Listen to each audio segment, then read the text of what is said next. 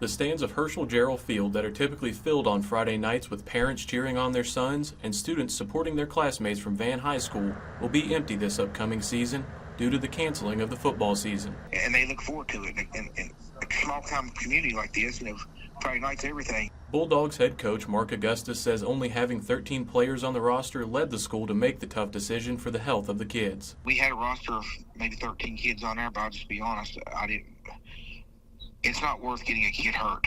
And if you got 13 kids in your roster, what you're going to ask a kid to do on a Friday night is to play hurt. And I'm not asking a kid to play hurt. It's not worth that.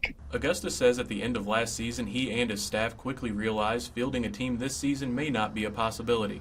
However, before making the decision to not play this year, he says he and Van High School Athletic Director Brian Woody made multiple attempts to generate interest among the student body in the high school, made up of around 60 kids. We had a meet and greet with our coaches. We had a community meeting with parents and coaches.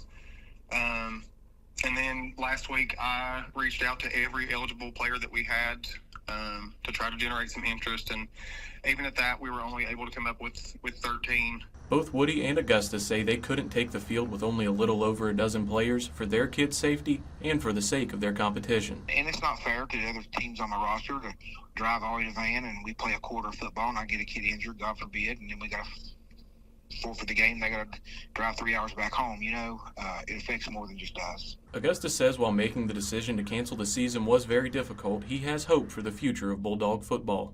Most of our enrollment is in middle school.